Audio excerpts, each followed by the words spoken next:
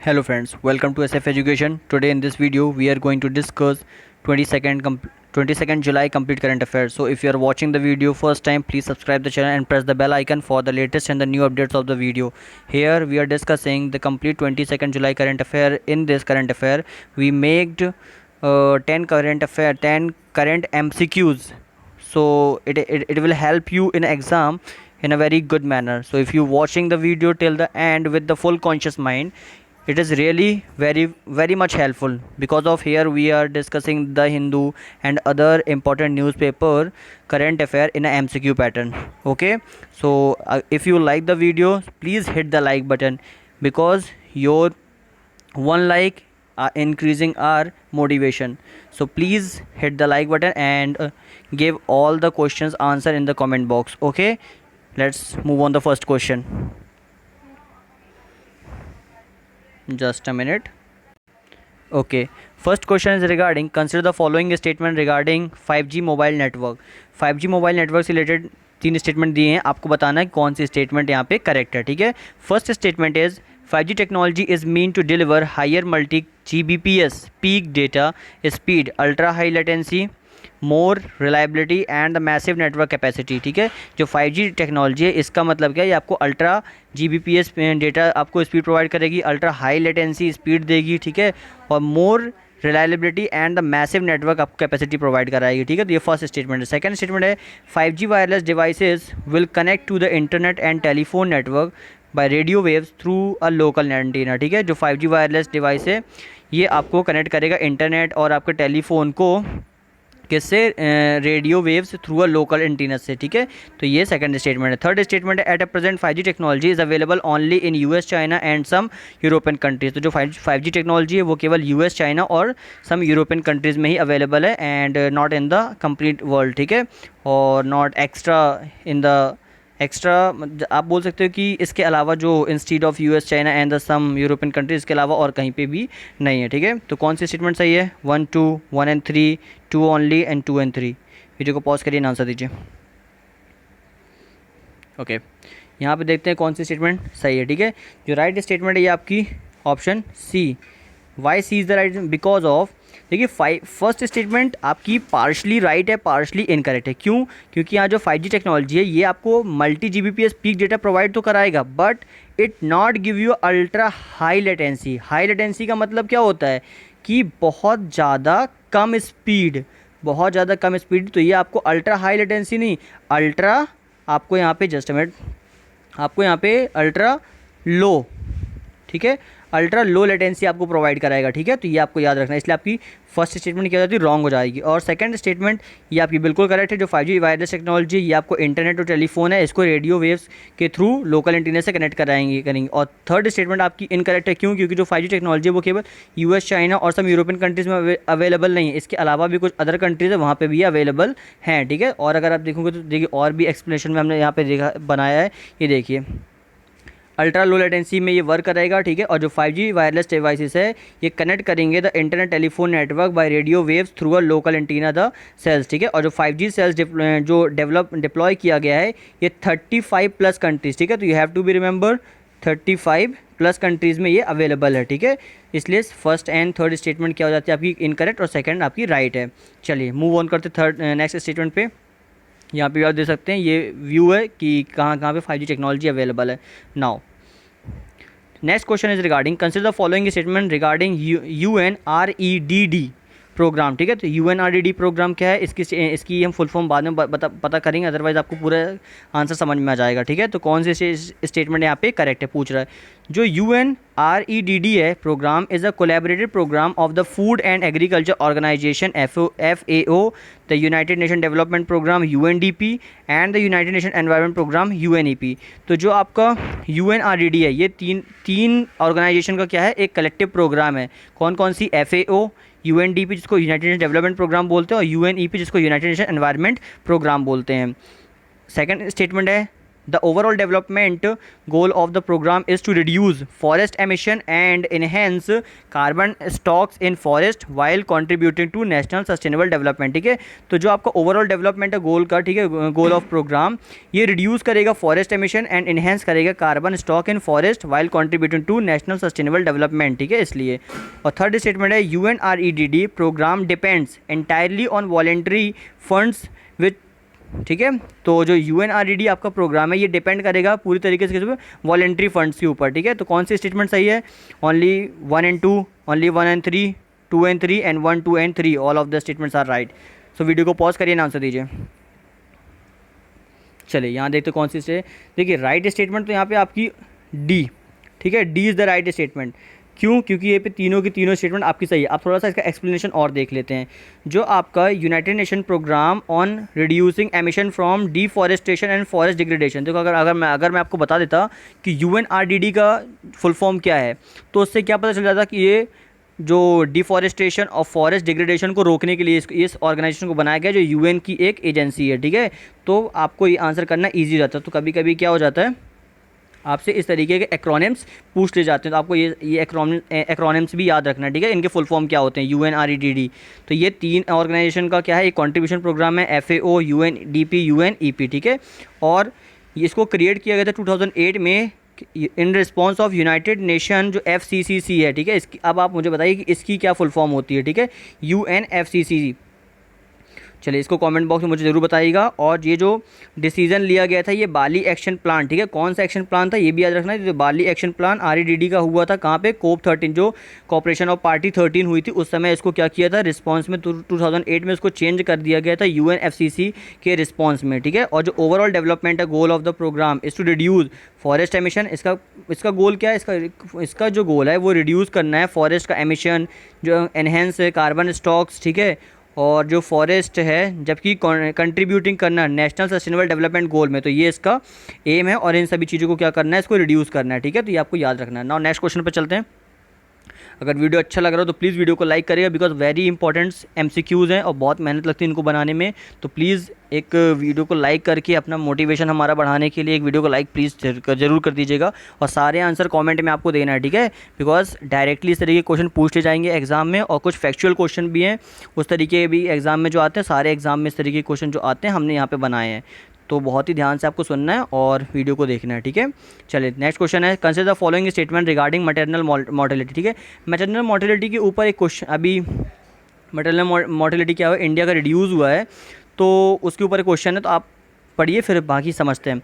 First statement है, in India the maternal mortality ratio between 2016-2018 was almost 100 death lesser then in the 2007-2009। ठीक है, 2009 period क्या बोल रहा है, जो मैटरनल मोर्टेलिटी रेशियो है इंडिया का 2016-2018 का, उसके बीच का, वो 100 डेथ थी, जो कम होकर 2007-2009 में हो गई है। ठीक है, मतलब जो 2007 और 2009 में जितनी डेथ थी उससे 100 डेथ क्या हो गई है, कम हो गई 2016-2018 में। सेकेंड स्टेटमेंट है, all southern states in India have achieve the target of SDG set by the United Nation to reduce the maternal mortality ratio to less than 70 per 1 lakh live birds. ठीक है, बोल रहे हैं कि जो जितने भी सदर्न स्टेट्स हैं, ठीक है, तो ऑलमोस्ट उन्होंने जो सस्टेनेबल डेवलपमेंट गोल का जो हमारा टारगेट है कि 1 लाख बर्थ में जितनी 70 महिलाओं की जो डेथ हो जाती है, वो रेशो उन्होंने अचीव कर लिया है। ठीक है, तो ये बोला, तो क्या ये सही है क्या गलत है ये बताना है। और थर्ड स्टेटमेंट है, as per the world health organization maternal death is the death of a women while pregnant और within 100 days of termination of pregnancy की। जो वर्ल्ड हेल्थ ऑर्गेनाइजेशन है वो ये बोलता है कि जो मैटरनल डेथ हो जाती है, मतलब जो माताओं की डेथ हो जाती है, ठीक है, मतलब बोल सकते डेथ हो जाती है जब डेथ ऑफ वुमेन, जबकि वो प्रेग्नेंट होती हैं, और या फिर प्रेग्नेंट होने के आफ्टर, मतलब प्रेगनेंसी के 100 डेज़ के बाद जब प्रेगनेंसी टर्मिनेट होती है, तो उसके बाद उनकी क्या हो जाती है, मृत्यु हो जाती है। तो कौन सी स्टेटमेंट यहाँ पे, you have to be remember, कौन सी स्टेटमेंट यहाँ पे इनकरेक्ट है। इनकरेक्ट पूछा ना कि करेक्ट पूछा है, तो बहुत ध्यान से पढ़ा होगा तो अगर आपसे बन जाएगा। ठीक है, तो वीडियो को पॉज करके आंसर दीजिएगा। चलिए यहाँ पर जो राइट आंसर है ये आपका है option C. Option C, that the mean 2 and 3 statements are wrong. क्यों? क्योंकि ये कॉमन सेंस का क्वेश्चन था कि जो ऑल सदर्न स्टेट है, ऐसा तो हो नहीं था कि सारे के सारे सदर्न स्टेट क्या करते हैं, इस टारगेट को अचीव कर लें। ठीक है, तो ये स्टेटमेंट क्या हो जाती है, रॉन्ग। और जो ये वाली थर्ड स्टेटमेंट है कि 100 डेज़ का टर्मिनेशन दिया थी, 100 डेज़ नहीं है, ये आपका 45 डेज़ है, ठीक है। You have to be remember, ये आपका 45 डेज़ है। और फर्स्ट स्टेटमेंट आपकी बिल्कुल करेक्ट है, ठीक है। करेक्ट क्यों है? क्योंकि जो है ये अभी 100 डेज का अभी क्या हुआ है, एक लेसिंग हुई है। अगर आपने ध्यान सुना तो मैंने स्टेटमेंट की स्टार्टिंग में ही बोला था कि इंडिया ने क्या किया, अभी जो अपना मैटरनल मॉर्टेलिटी रेशो क्या किया है, थोड़ा सा रिड्यूस किया है, ठीक है। तो यहाँ पे अभी आप समझ सकते हैं, ये देखो, अगर ध्यान से देखो, जो मैटरनल मॉर्टेलिटी रेशो है, इसका मतलब क्या होता है कि 1 लाख महिलाओं में प्रेगनेंसी के समय जब वो बच्चे देती है तो उनमें कितनी महिलाओं की मृत्यु हो जाती है। तो this is the meaning of the maternal mortality ratio. तो you have to be remember, ठीक है। तो यहाँ पे आप देखो, जो एक चीज़ और इम्पॉर्टेंट है, सस्टेनेबल डेवलपमेंट गोल, ठीक है, जिसका टारगेट नंबर 3.1 है, ठीक है। वो क्या बोलता है कि 1 लाख बर्थ में 70%, 70, केवल 70 जो वुमेन्स है उतने की ही डेथ होना चाहिए। इसके ऊपर होने पे क्या हो जाता है, जो उनका एक टारगेट है वो टारगेट टूट जाएगा। तो अभी ऐसा किसी भी सदर्न स्टेट में ऐसा नहीं देखा गया, मतलब ऑलमोस्ट सारे स्टेट में ये देखा नहीं गया, ठीक है। और जो डेज़ कितना है, ये मैंने आपको बताया ना, 42 डेज़ है, ठीक है। आई होप मैंने क्लियर आपको बताया होगा, ठीक है। सॉरी, ये एक सेकेंड, ये 45 नहीं है, इट इज़ 42, ठीक है, 42 है। चलिए, और अगर यहाँ देखो, आप देखेंगे जो MMR है, ये डिफाइन किया जैसे number of maternal death during a given time period पर 1 लाख लिव बर्थ, ठीक है। मतलब 1 लाख बच्चों में कितनी महिलाओं की मृत्यु होती है, उसको हम बोलते हैं मैटरनल मॉर्टेलिटी रेशो, ठीक है। तो अगर आप देखेंगे तो ये देखो, मध्य प्रदेश में 173 है, ठीक है। आसाम में सबसे ज़्यादा है 215, बिहार में 149, छत्तीसगढ़ में 159, ओडिशा में 150, राजस्थान में 164।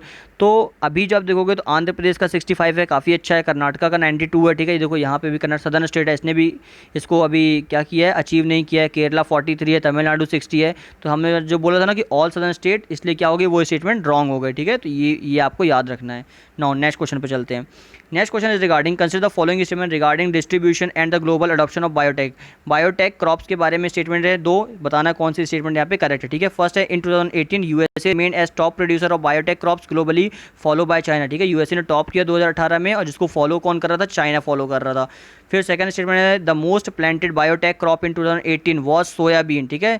सबसे ज़्यादा उगाई जाने वाली क्रॉप कौन 2018 में, वो सोयाबीन थी। तो कौन सी स्टेटमेंट सही है, 1 सही है, 2 सही है, दोनों की दोनों सही है, मतलब बोथ 1 एंड 2 सही है, या फिर नाइदर 1 नॉट 2, कोई भी सही नहीं है। वीडियो को पॉज करिए, आंसर दीजिए। चलिए, यहाँ पे जो आपका राइट आंसर है आपका ऑप्शन बी। ऑप्शन बी इसलिए सही क्योंकि फर्स्ट स्टेटमेंट जो आपकी वो पार्शली इनकरेक्ट है, सॉरी, पार्शली इनकरेक्ट है। क्यों? क्योंकि यूएसए ने टॉप तो किया 2018 में, ठीक है, but it is not followed by China, ठीक है। चाइना नहीं फॉलो कर रहा था, इस पर फॉलो बाय ब्राज़ील। कौन फॉलो कर रहा था? ब्राज़ील फॉलो कर रहा था, ठीक है। और सेकंड स्टेटमेंट बिल्कुल सही है क्योंकि सबसे ज़्यादा उगाई जाने वाली फसल 2018 में कौन सी थी, वो थी आपकी सोयाबीन, ठीक है।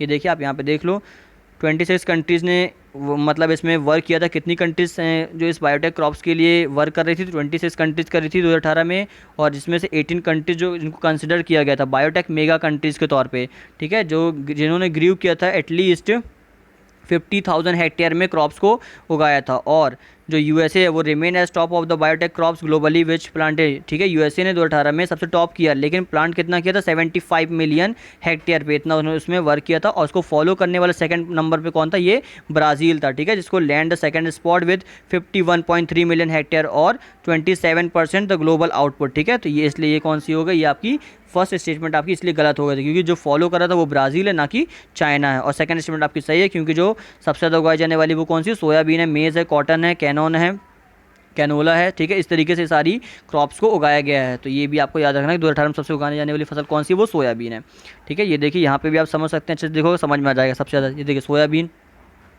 78, कॉटन 76, 30% मेज़ एंड 29% कैनोला, ठीक है। तो ये आपको याद रखना है। नेक्स्ट क्वेश्चन पे चलते हैं। Next question, consider following statement regarding methane emission. Methane emission के बारे में क्वेश्चन पूछा कि कौन सी स्टेटमेंट सही है?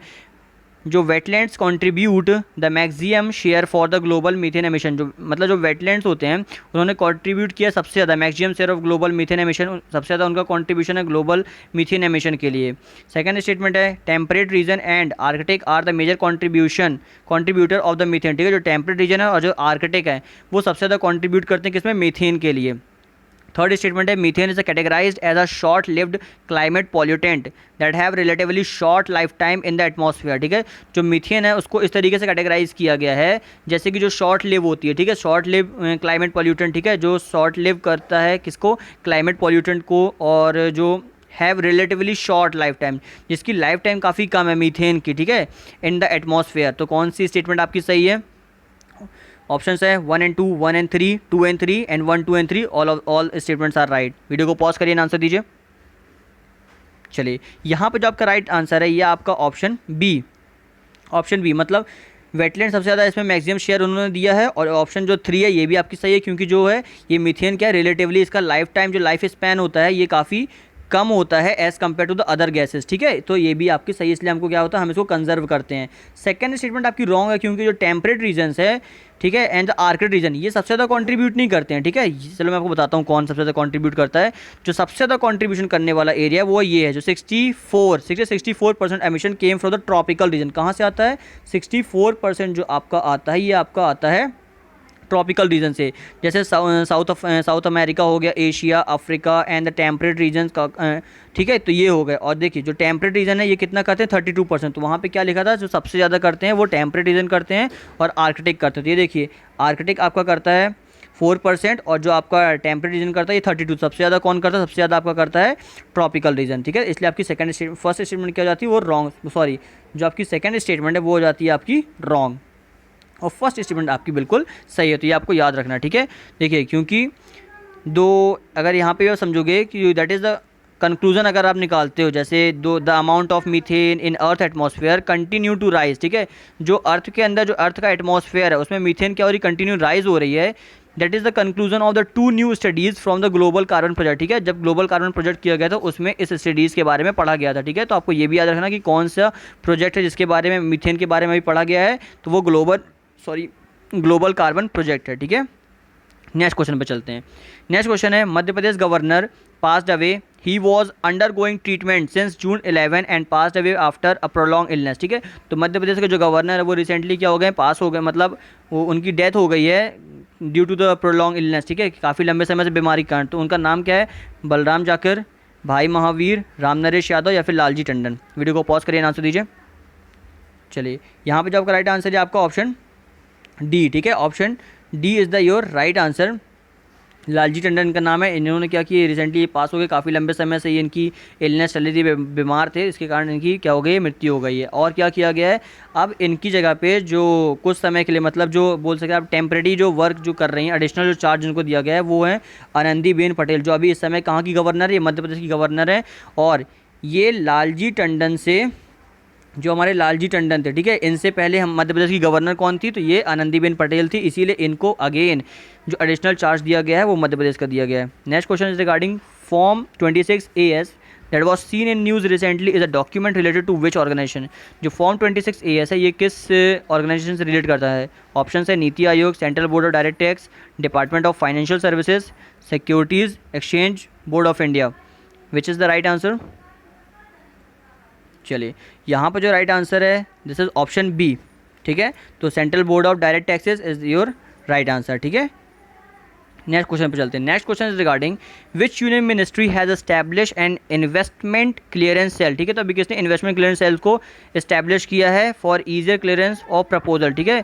तो ईजियर प्रपोजल ऑफ क्लियरेंस के लिए, ठीक है, तो किसने अभी इसको इस्टेब्लिश किया है? ऑप्शन है ministry of defence, ministry of civil aviation, ministry of commerce and industry, ministry of road and transport and highway. Video को पॉज करिए, आंसर दीजिए। चलिए यहाँ पर जो आपका राइट आंसर है आपका option B, ministry of civil aviation ने क्या किया है, इन्वेस्टमेंट क्लियरेंस सेल को अभी इस्टेब्लिश किया है, ताकि और ज़्यादा इन्वेस्टमेंट क्या हो सके, और ज़्यादा इन्वेस्टमेंट यहाँ पे किया जा सके, ठीक है, और ज़्यादा उसमें प्रपोजल आ सके, इसलिए इसलिए जो इन्वेस्टमेंट क्लियरेंस सेल का भी इस्टेब्लिशमेंट हुआ है। Next question is which country chair the 3rd G20 finance ministers and central bank governor meeting. तो अभी किस कंट्री ने जो फाइनेंस मिनिस्टर और सेंट्रल बैंक गवर्नर की जो मीटिंग को कंडक्ट किया, ठीक है। ये फैक्चुअल कौन सा क्वेश्चन है, डायरेक्टली एग्जाम में पूछते हैं तो आपको एक बार में आंसर आना चाहिए, ठीक है, क्योंकि इसमें आप कोई भी गेसिंग नहीं कर सकते हैं। तो कौन सी स्टेटमेंट यहाँ पे सही है? ऑप्शन है Japan, Saudi Arabia, Qatar and United states. Video को पॉज करिए, आंसर दीजिए। चलिए यहाँ पर जो आपका राइट आंसर है ऑप्शन बी, सऊदी अरेबिया क्या है, 3rd G20 finance minister and central bank governor जो FMCBG की मीटिंग को कंडक्ट करने वाली कंट्री है, ठीक है। और कौन सी नंबर की ये मीटिंग है, तो ये 3rd नंबर की मीटिंग है, तो ये भी आपको याद रखना है, ठीक है। चलिए नेक्स्ट क्वेश्चन पे चलते हैं। Next question and today the last question is central institute of petrochemical engineering and technology, जिसको CIPET बोलते हैं, ये इंस्टीट्यूशन है जो किस मिनिस्ट्री के अंदर आता है, ठीक है। तो ऑप्शन हैं आपके ministry of MSME, ministry of science and technology, ministry of chemicals and fertilizer and ministry of commerce and industry. Video को पॉज करें, आंसर दीजिए। चलिए यहाँ पे जो आपका राइट आंसर है आपका ऑप्शन सी। चलिए आई होप मैंने बताया ना हो। चलिए यहाँ पर जो आपका राइट आंसर है आपका ऑप्शन सी, जो ministry of chemical and fertiliser है, इसको ये क्या कर रही है, ये जो आपका आप बोल सकते हो कि जो petrochemical engineering and the technology है, ये किसके अंदर आता है, ministry of chemical and fertilizer के अंदर आता है, ठीक है। एक बार आप नाम पढ़ेंगे तो आपको ऐसा लगेगा जैसे जो CIPET है ये हो सकता है कि ministry of science and technology के अंदर है, तो बट ये ऐसा नहीं है, it was under the ministry of chemical and fertilizer, ठीक है। तो these were the 10 question which was very important for the exam perspective. So if you like the questions, please like the button because it gives a motivation for us, and thank you for watching. Have a good day.